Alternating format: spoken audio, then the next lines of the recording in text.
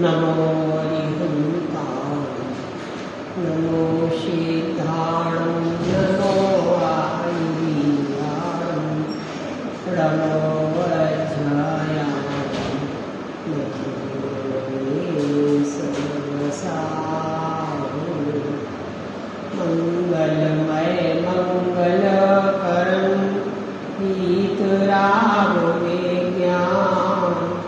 नमो काहि जाते भये अरुहन्तानि हरिमंगल करि हो महाग्रंथ करण को कार जाते मिले समाज सब पावे निज पर विश्व भवतर का मूल्य तो ज्ञान मिथ्या भाव ताको कर निर्मूल्य करी मोक्ष।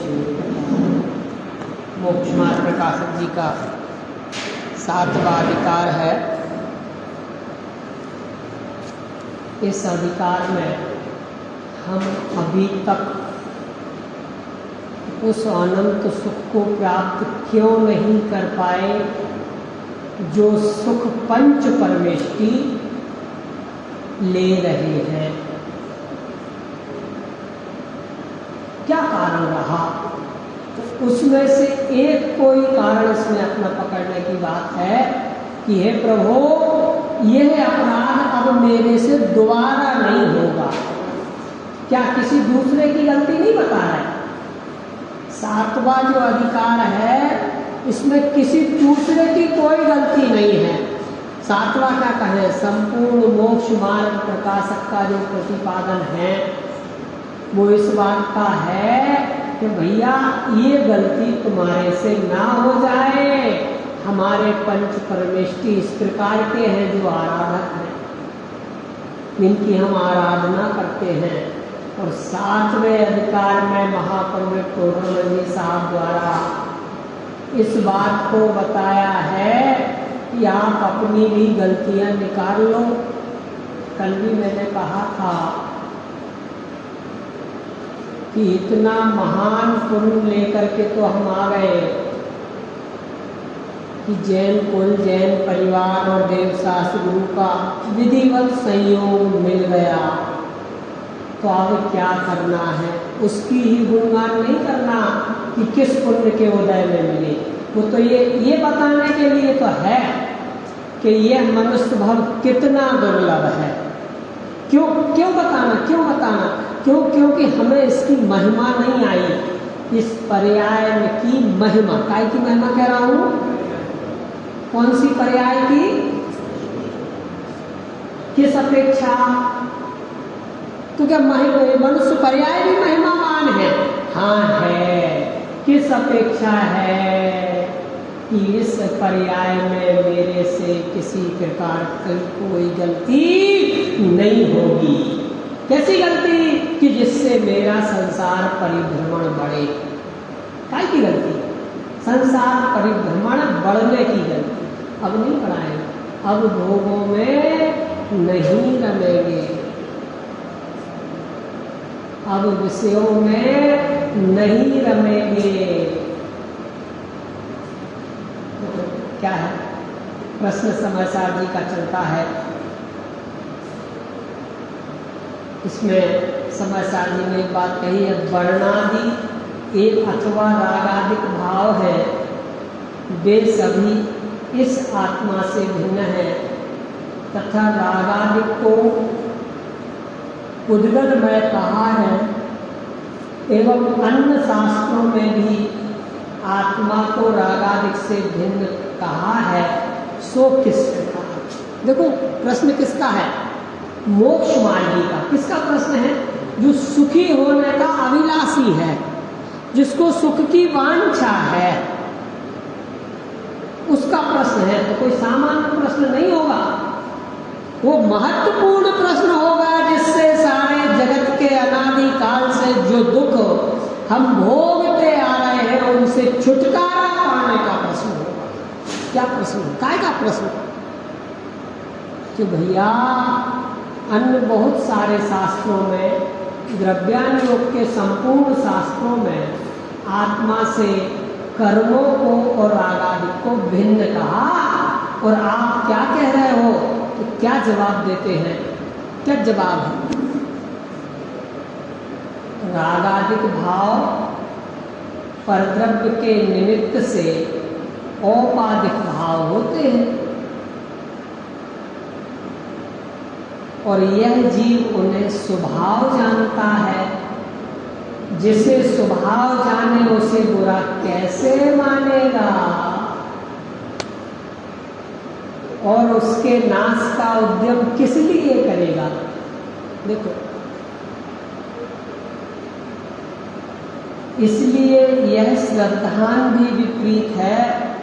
उसे छुड़ाने के लिए स्वभाव की अपेक्षा रागादिक को भिन्न कहा। किस अपेक्षा? किस अपेक्षा? तो भैया देखो देखो, एक और, यदि कर्म इस आत्मा से भिन्न नहीं होते तो जो अनादिकाल के कर्म बंधे हैं वे दूर कैसे हो जाते? क्यों साहब? बंधे रहते ना, और दूसरे भी बंधते जाते। अरे बंद तो 70 कोड़ा कोड़ी सागर का चल रहा है, पर 70 कोड़ा कोड़ी के सागर का भी निर्बंध अवस्था प्राप्त हुई, फिर दूसरा बनता रहा, परिणाम प्रति क्षण चलता रहा। इसका अभिप्राय ये है कि जो कर्म हमने अनादिकाल से बांधे थे वे परिणमित होते जा रहे हैं। फिर भैया नवीन क्यों बन रहे हैं? जब वे चले जाते हैं तो नवीन क्यों बनते हैं?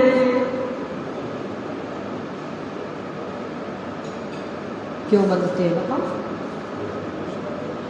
जब ये नोटबंदी हुई थी ना, नोटबंदी, तो जो जो नोट बंद हुए थे हमने बदले थे कि नहीं बदले थे? क्यों बदले थे कि नहीं बदले थे? है किसी के पास पुराना? अरे दौड़ दौड़ के बदले थे, लाइन में लग लग कर बदले थे, कमीशन दे करके भी बदले थे।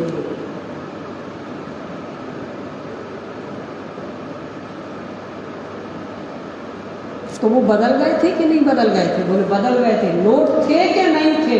थे। ऐसे ही अनादिकाल से कर्म का जो बंधन है वो बदलता रहता है, पर रहता नोट रूप ही, कर्म रूप ही है। क्यों रहता है? प्रश्न, क्यों रहता है? क्यों? क्योंकि इस जीव ने अनादिकाल से अपने स्वभाव का लक्ष्य नहीं किया। भैया क्या अपराध है? इतनी सी गलती, हाँ बस इतनी सी गलती है कि हमने हमारा लक्ष्य स्वभाव की ओर नहीं किया, कर्म की ओर ही रहा।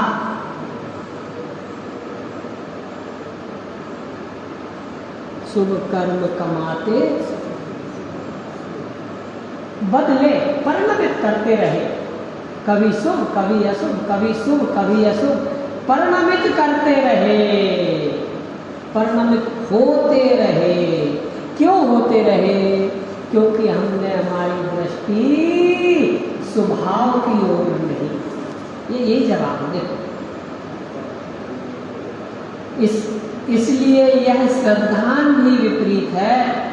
उसे छुड़ाने के लिए स्वभाव की अपेक्षा रागादिक को भिन्न कहा, और निमित्त की मुक्तता से पुद्गलमय कहा। जैसे वैद्य रोग मिटाना चाहता है, यदि शीत की अधिकता देखता है तब उष्ण औषधि बतलाता है, और यदि आताप की अधिकता देखता है तब शीतल औषधि बतलाता है। उसी प्रकार श्री गुरु रागादिक छुड़ाना चाहते हैं। जो रागादिक को पर का मानकर जो रागादिक को पर का मानकर स्वच्छंद होकर निरुद्यमी होता है, उसे उपादान कारण की मुक्तता से रागादिक आत्मा के हैं ऐसा श्रद्धान कराया। किसके लिए? जो निरुद्यमी हो रहा है, जो स्वच्छंदी हो रहा है। कौन हो रहा है स्वच्छंदी? चार्वाक मत का नाम सुना होगा आपने। चार्वाक मत का ऋणम कृत्वा घृतम पिबेत भस्मीभूतस्य कुतो मनः, ऐसा ही कुछ है। देहस्य, हाँ, कुछ नहीं होना है, ये देह तो भस्म हो जाने वाली है। आज जीते हो तो सुख चैन से जी लो, भरपूर जी लो, यहाँ तक जी लो कि पड़ोसी से घी लेकर के भी पी लो। ना देना है, ना लेना है, ना स्वर्ग है, ना नरक है, ना मोक्ष है, जो कुछ है सब यही है और स्वच्छंद होकर के जीना है। ऐसा चार्वाक मत वाले कहते हैं।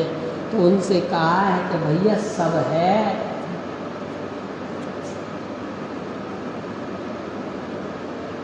सब है।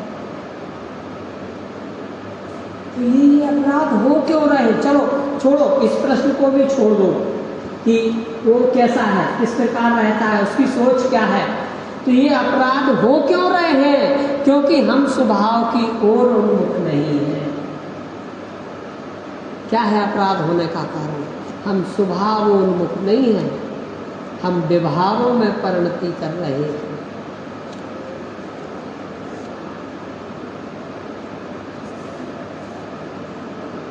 विभाव माने जानते हैं कहाँ? करूँ थोड़ी सी? विभाव माने जानते, समझ में आ रही? विभाव माने कहाँ? अब तो सब अपने ही अपने बैठे हैं, अपन अपन ही बैठे हैं, कह सकते हैं। विभाव माने पापों से छूट करके, अशुभ भावों से छूट करके, क्या कहा? पापी के लिए नहीं, पापों से छूट करके, अशुभ भावों से छूट करके, स्वभाव रूप परिणत हो करके उसमें ही धर्म मान लेना। कथन पूरा सुनना, दोबारा कहता हूँ, अधूरा नहीं सुनना।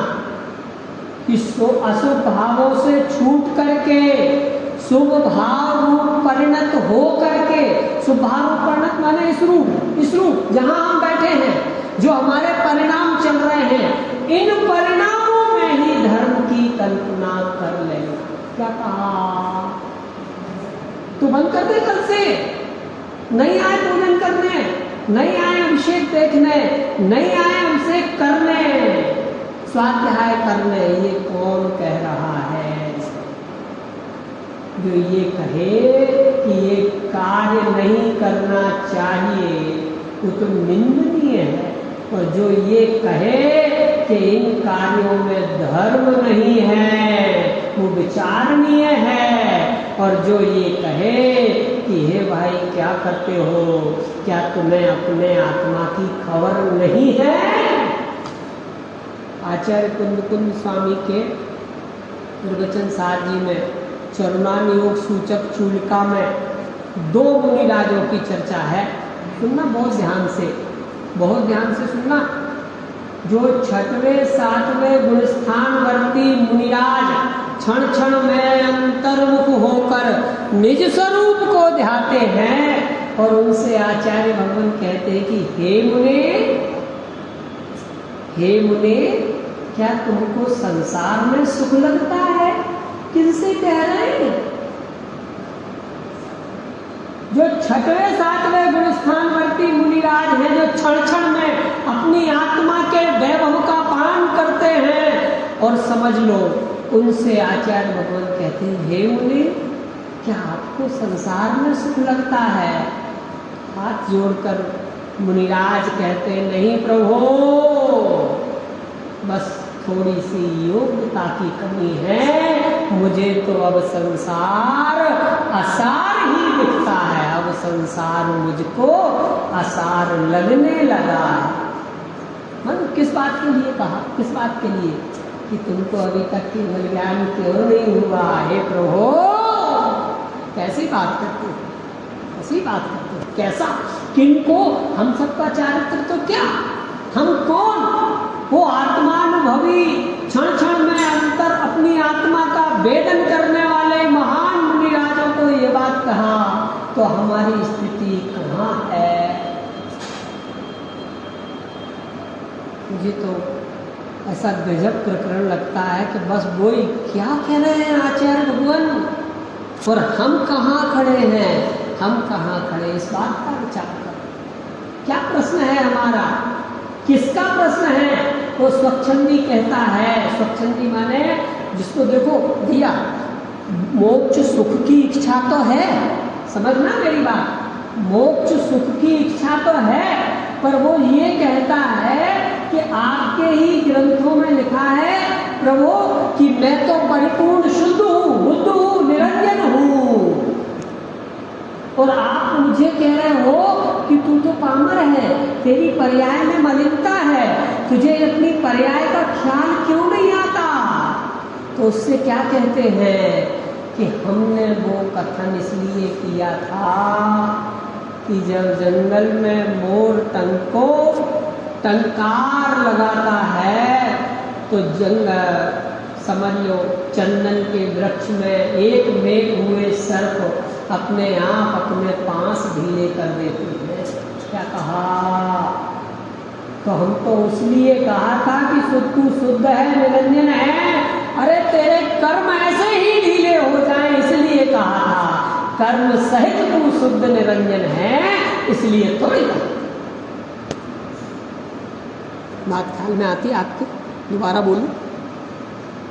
देखो जंगल में जब मोर टंकार लगाता है तो वो चंदन के वृक्ष पे सर्प जो लिपटे हुए होते हैं, कैसे लिपटे होते हैं, कैसे वो इस प्रकार से लिपटे हुए थे, एक मेघ हुए, क्योंकि सांप को गर्मी लगती है और चंदन का वृक्ष उसको शीतलता देता है, तो वो ऐसे पास बांध लेते हैं कि उतनी जगह उस वृक्ष में बन जाती है।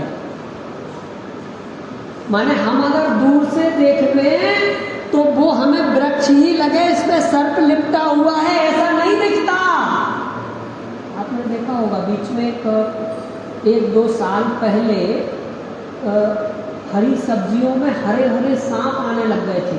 हमारे तरफ बहुत परेशानी रही, छोटे छोटे हरे सांप, माने पत्तों में पत्ते जैसे दिख रहे हैं, सब्जी में सब्जी जैसे दिख रहा है, अगर उनको नहीं शोधन करो तो वो समझ लो उनका घात हो जाए अपने से, कैसे आने लगे थे। तो वो मोर, वो जो सांप चंदन के वृक्ष पर ऐसे लिपटे रहे और उस मोर ने जो आवाज लगाई और वो हिले कि अब हमारा काल आया, और वो हिले और उस मोर ने देख लिया कि ये है सर्प। ऐसे ही भैया हमने तुमको द्रव्य दृष्टि की अपेक्षा शुद्ध बुद्ध निरंजन 1008 नाम तुम्हारे, 1008 माने सब ऐसे ही नाम है, शुद्ध बुद्ध निरंजन, इसलिए बताया था कि तेरी परिणति तो इस प्रकार की है ताकि तेरे वो जो बंधे हुए 8 कर्म हैं वो ढीले पड़ जाएं। किस लिए?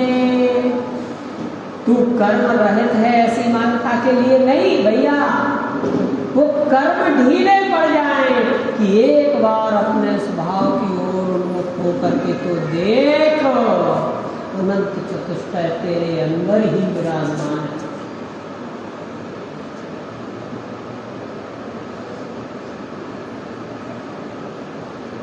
कहाँ है? इसलिए कहा था। देखो राजकुमार नैमी की बारात बड़ी धूमधाम से जा रही है, बड़े धूमधाम से तीर्थंकर प्रकृति का बंद किया था जिन्होंने, उनकी बारात बड़े धूमधाम से जा रही है। हाथी घोड़े दुंदुभियाँ, अपने यहाँ जैसे कोई नेता मंत्री आते हैं तो उनके पहले वो हूटर गाड़ी वाड़ियाँ निकलती हैं, प्रोटोकॉल होता है उनका कि ऐसा ऐसा है, तो इतने सारे नियम होते हैं ना, उन प्रोटोकॉल को गवर्नमेंट प्रशासन फॉलो करता है। तो ऐसे ही जब एक राजकुमार, अभी तीर्थंकर की बात नहीं करते, एक राजकुमार की बारात जाएगी तो कैसा प्रोटोकॉल होता होगा। कोई बीच में ना आ जावे, कोई वाद्य यंत्र बंद नहीं हो जावे, और नाचने गाने वालों को कोई विघ्न नहीं आ जावे, और बिल्कुल शुद्ध विशुद्ध परिणति के साथ बारात जा रही है, दम दम बढ़िया नाच गान हो रहा है। समझ लो सब लोग बहुत प्रसन्न है। अब वहाँ से जो बारात आई वो तो प्रसन्न है ही, और ये भी प्रसन्न है। क्यों? क्योंकि राजकुमारी राजू का विवाह है। यहाँ भी प्रसन्नता ही है ना। तो यहाँ भी भरपूर नृत्य गान चल रहा है, महिला संगीत चल रहे हैं, बिल्कुल पूरी तौर से बारात गई। तो वहाँ जो बारात पर घोड़े पर नैनी कुमार बैठे होंगे, वो ये सोच के बैठे होंगे यार कि पूरा वजन क्यों रखूं घोड़े पर, घोड़ा मर जाएगा, घोड़े को कष्ट होगा, ऐसे सोचे होंगे। अरे ऐसे बैठे होंगे और मलक रहे होंगे कैसे कि मैं दूल्हा हूँ, आज का सर्वश्रेष्ठ व्यक्ति तो मैं ही हूँ, चाहे भले कल कुछ भी हो, आज तो मैं ही हूँ, मेरी वजह से ये नृत्य गान हो रहे हैं, मेरी वजह से ही सारा कार्यक्रम चल रहा है। कैसे बैठे भाई घोड़े को कष्ट ना हो जाए। अरे ऐसा नहीं, पता नहीं इस घोड़े ने सुबह खाना खाया पिया कि नहीं, चना खाए कि नहीं खाए, घास दिया कि नहीं, ऐसा सोचा होगा। नहीं, मैं कौन? दूल्हा। कौन दूल्हा? नैनी कुमार।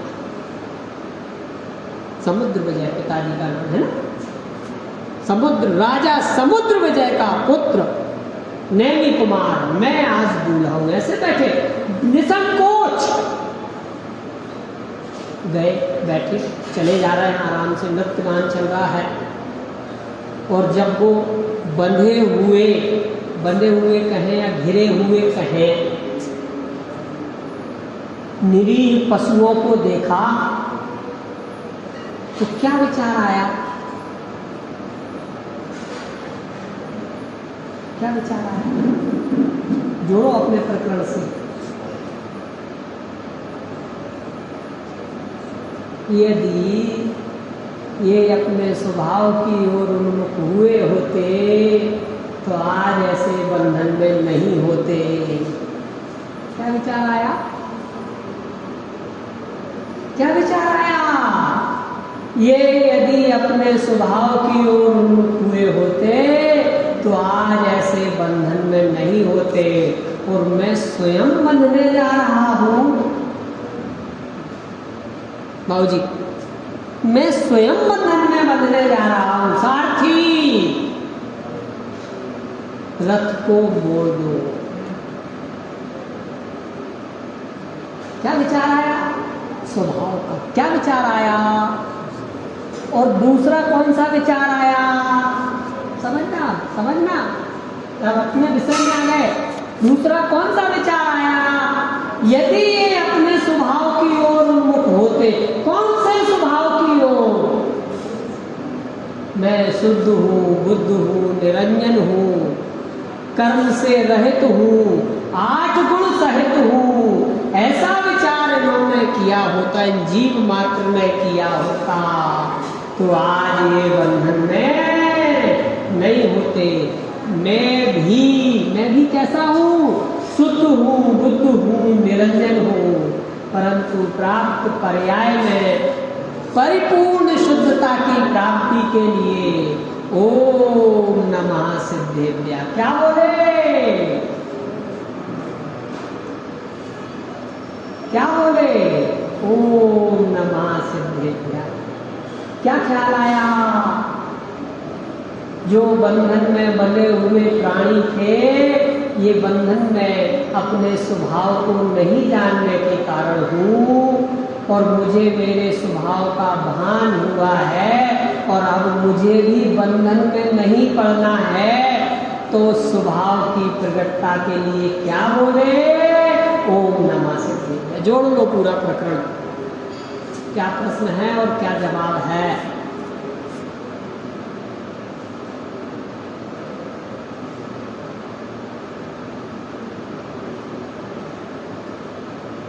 क्यों? हमने तो कहानी ऐसी पढ़ी है कि वो जानवर इसलिए बांधे हुए थे कि इतने बाराती लोग आएंगे, उनके खाने पीने की व्यवस्था में कम पड़ेंगे तो इनकी व्यवस्था बनाएंगे। क्यों साहब? हमने तो कहानी में ऐसा पढ़ा रे भैया। जो एक तीर्थंकर की बारात हो उसमें ऐसे भोजन की कल्पना की जा सकती है क्या? सोचो तो। महाराजा समुद्र विजय जो स्वयं सम्यक दृष्टि, कितने सम्यक दृष्टि होंगे, उनके भोजन में ऐसी व्यवस्था की जाएगी क्या? राजकुमारी राजवल जिनके परिवार में कई सम्यक दृष्टि, वो लोग ऐसे भोजन की व्यवस्था करेंगे क्या? नहीं करेंगे भैया। हमें तो कहानी हमने अपने रूप गढ़ ली। मूल बात तो ये है कि उन बंधन में देख करके उन पशुओं को इन्होंने अपने स्वभाव का ख्याल नहीं किया, इस वजह से ये बंधन में पड़े हैं। और अगर मैं भी मेरे स्वभाव की ओर उन्मुख नहीं हुआ तो मैं भी ऐसे बंधन में ही रहूंगा।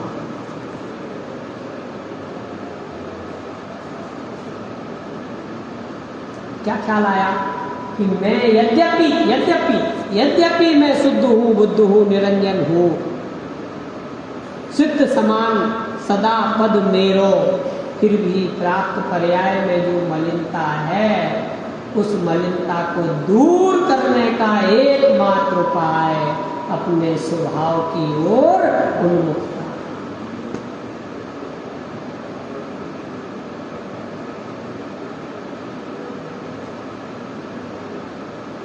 ये है प्रश्न, ये है जवाब, अपने स्वभाव की ओर उन्मुखता। उदाहरण भी कितना अच्छा दिया, जैसे वैद्य रोग मिटाना चाहता है, शीत की अधिकता देखता है तब उष्ण औषधि बतलाता है। क्यों साहब? शीतोप्लास्ट चूर्ण क्यों लेते हैं? क्यों साहब? सर्द हो रही है। और आजकल तो सबसे समझ लो, हमने अगर ठंड में वो दवाई ली और गर्मी में हमें बुखार आ गया तो दवाई तो बिल्कुल बदली जाएगी ना। भले वो लक्षण माने बुखार एक जैसा दिख रहा हो, परंतु गर्मी के दिनों में दवाई कुछ और होगी और ठंड के दिनों में दवाई कुछ और होगी। और ये बात जो जानता है उसी को तो डॉक्टर और वैद्य कहते हैं। नहीं, दवाई तो हम ही जानते हैं, मेडिकल वाला दे देंगे। क्यों साहब? डॉक्टर किसको कहना कि ठंड में कौन सी दवाई देना और गर्मी में कौन सी दवाई देना? बीमारी तो एक ही है, उसको ही तो डॉक्टर कहेंगे। तो वही बात। तो यहाँ पर आचार्य महापंडित टोडरमल जी साहब कह रहे हैं कि हमने जो कथन किया था कि तेरा पद तो सदैव सिद्ध के समान है, वो इसलिए किया था ताकि तेरे बंधे हुए कर्म ढीले पड़ जाए। इस रूप नहीं कि तू अपने को ही वर्तमान मलिन पर्याय में ही अपने को सिद्ध समान कहने लगे, मानने लगे और अपना संसार बढ़ाने लग जाए, इसलिए नहीं कहा। देखो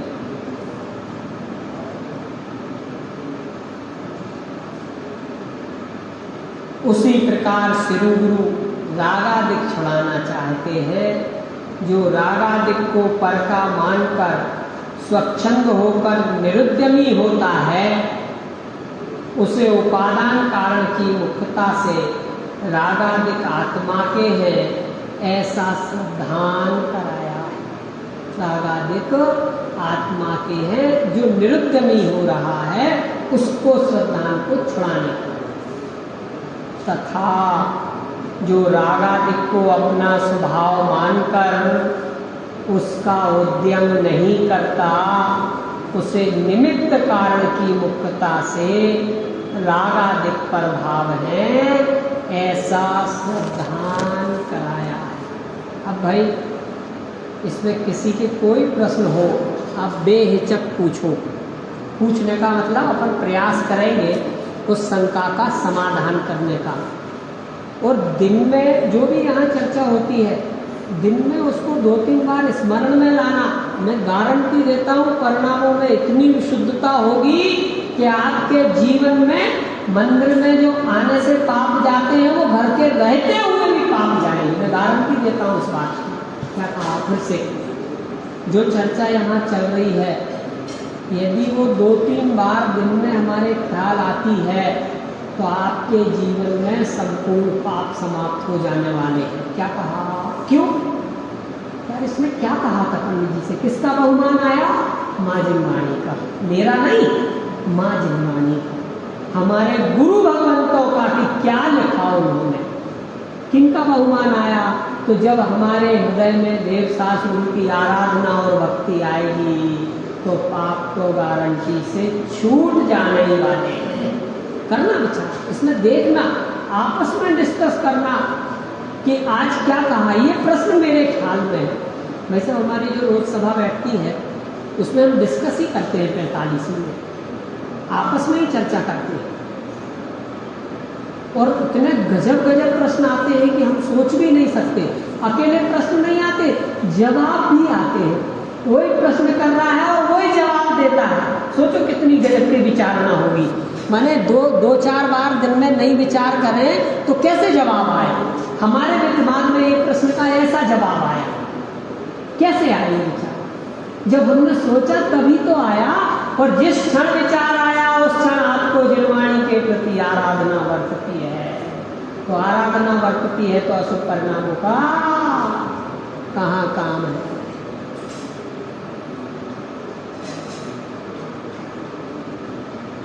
दादा डॉक्टर साहब कहते थे जिनवाणी तो रामबाण औषधि है, जब तेरे इच्छा हो तब उसकी शरण में चले जाओ।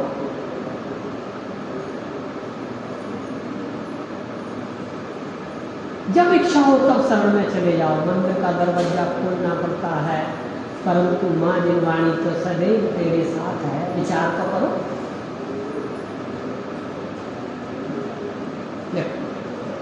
दोनों विपरीत श्रद्धाओं से रहित होने पर सत्य श्रद्धान होगा तब ऐसा मानेगा कि रागादिक भाव आत्मा का स्वभाव तो नहीं है। कर्म के निमित्त से आत्मा के अस्तित्व में विभाव पर्याय रूप उत्पन्न होते हैं। क्या क्या कहा? विभाव पर्याय रूप उत्पन्न होते हैं। विभाव पर्याय रूप उत्पन्न होते हैं। कैसे? अभी हमारे स्वभाव वर्त रहा है, हम जिनवाणी सुन रहे हैं, जिनालय में बैठे हुए हैं, स्वभाव वर्त रहा है ना भैया। थोड़ी देर बाहर गए, पता नहीं आज सोने का क्या भाव रहा होगा। लेते समय तो मैंने 5 किलो चांदी खरीद ली थी, बड़ा होगा कि नहीं बड़ा होगा समझ में नहीं आ रहा है। समय ले ली, अब 2-3 महीने से भाव कम है, मुझे पता नहीं, मैं प्रयोजन नहीं रखता। मैं तो अपने हिसाब से कह रहा हूँ, घट रहा है कि बढ़ रहा हूँ, मुझे पता नहीं, ना पता रहता है, ना रखना चाहता हूँ। और विचार आए तो ये विचार शुभ है कि अशुभ है? और अभी तो शुभ भाव थे थोड़ी देर पहले। अरे जैसे ये शुभ भाव चले गए और अशुभ आ गए, और जैसे ही मंदिर की देहरी पर पैर रखा, देहरी कहते हैं ना, दरवाजे को कह लो, देहरी पर पैर रखा और शुभ भाव रूप परिणत हुए और अशुभ चले गए। अशुभ भी गए, शुभ भी गए। फिर गड़बड़ी कहाँ है? तो क्या कहते हैं कि दोनों विपरीत श्रद्धाओं से रहित होने पर सत्य श्रद्धान होगा तब ऐसा मानेगा कि ये रागादिक भाव आत्मा का स्वभाव तो नहीं। देखो विभागों में, सुनना ध्यान से, सिद्धांत बताओ। विभागों में जीव एक अंतर्मूर्त से ज्यादा नहीं रह सकता। क्या कहा? विभागों में जीव एक अंतर्मूर्त से ज्यादा नहीं रह सकता और स्वभाव में अनादिकाल रहता है।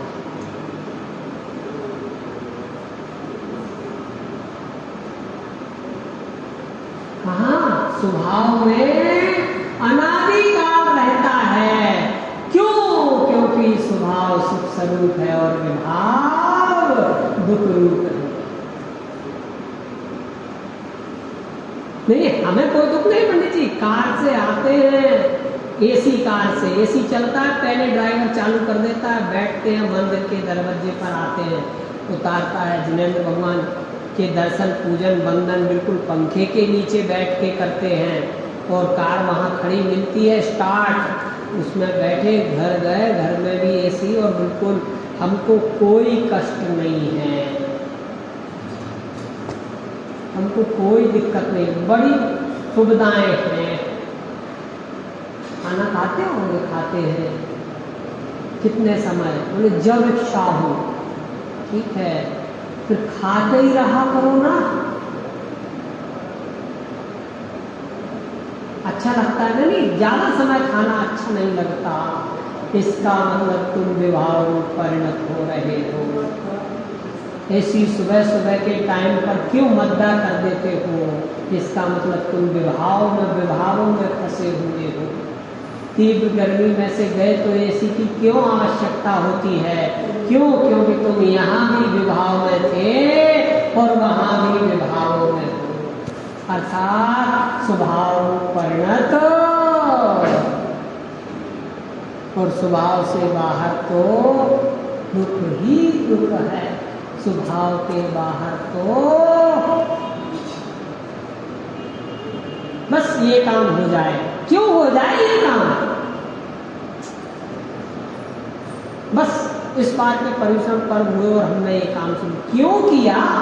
क्यों पर्यूषण पर्व समाप्त करने का मन होता है? 365 दिन पर्यूषण पर्व क्यों नहीं मना सकते? क्यों? क्योंकि स्वभाव की खबर नहीं है और विभावों में ज्यादा समय ठहर नहीं सकते।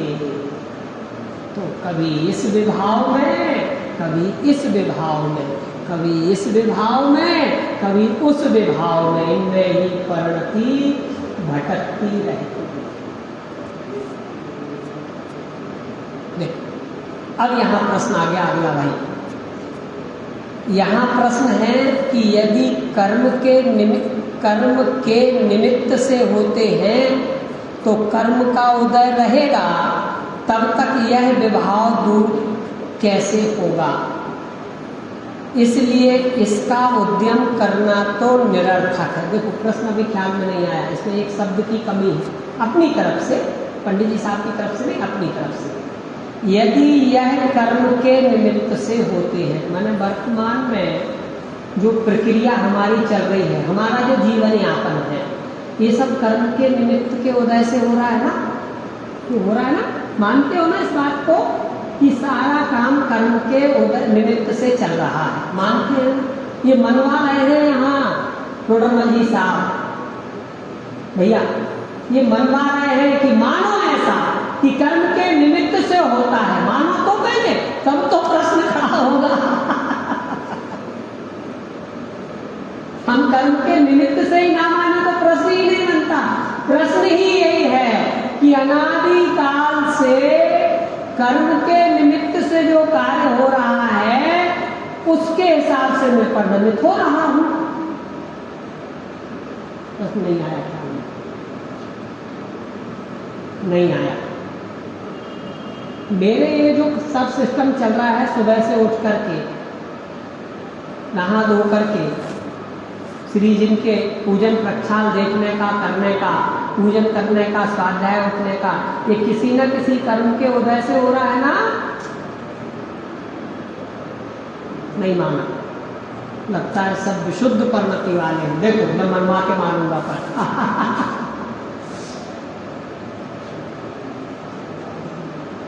मैंने तेरे ही भरोसे पार्श्वनाथ भंवर में नैया डाल दी। किसके भरोसे? पार्श्वनाथ भगवान के कितने कर्म हैं?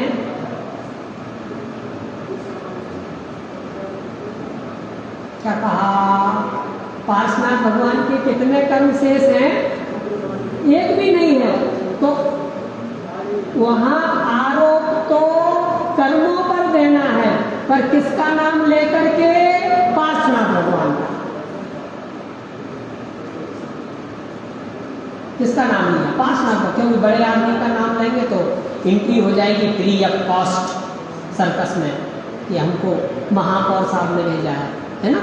तो पार्श्वनाथ भगवान का नाम लेकर के इनडायरेक्ट आरोप तो कर्म पर ही देना है कि हे कर्म, हमने तुम्हारे भरोसे अपनी नैया भंवर में डाल दी है और अब आप ही निकालने वाले हो, आप ही निकालने वाले हो। हमें पता है भगवान कि आपके आखिरी कर्म नष्ट हो चुके, पर जो हमारे कर्म है वे ही निकालने वाले। आरोप उनको ही जाना है। तो यहाँ प्रश्न उसने किया है, शिष्य ने प्रश्न किया कि यदि कर्म के निमित्त से होते हैं, हमारे सारे क्रियाकलाप कर्म के निमित्त से हो रहे हैं, तो कर्म का उदय कब तक रहेगा? हमेशा 70 कोड़ा कोड़ी का बंध हमेशा चल रहा है, तो कर्म का बंधन कब समाप्त होगा? कब होगा? अरे कर्म का बंधन समाप्त होने का एकमात्र कारण है जब यह जीव अपने स्वभाव की ओर उन्मुख होगा। क्या किया था राजकुमार नेमी जी ने? किस बात की खबर आई थी कि यदि मैं स्वभाव की ओर उन्मुख नहीं हुआ तो मैं भी ऐसे ही बंधन में पड़ा रहने वाला हूँ जैसे ये बेचारे पशु पक्षी बंधन में पड़े हैं। क्या किया? कहाँ गए? गिरनार पर्वत पर। अरे गिरनार पर्वत पर नहीं गए, अपने में गए। पर्वत तो कोई सा भी हो सकता है। कहाँ गए? अपने में गए, इसलिए स्वभाव में गए, इसलिए पर्वत तो कोई सा भी हो सकता है। ना जाते पर्वत तल है कि नहीं, अपने स्वभाव में चले जाते तो चले जाते ना। उनके इम्पोर्टेंस ही किस बात की थी? स्वभाव की ओर उन्मुखता की। और हमारे जीवन में इम्पोर्टेंस काय की है? व्यवस्था का। व्यवस्था माने अपने को बंधन रूप स्वीकार कर लेना, और स्वभाव की ओर उन्मुखता मतलब अपने स्वभाव का ख्याल करके उस परम पद को प्राप्त कर लेना जो हमारे अनंतानंत सिद्ध परमेष्टियों ने प्राप्त किया है। समय हो गया है और सभी लोग अपने स्वभाव की ओर उन्मुख हों, अपनी आत्मा में रमे जमे और विशुद्धता को प्राप्त करें। ऐसी मंगल भावना के साथ मैं आज की चर्चा समाप्त करता हूँ।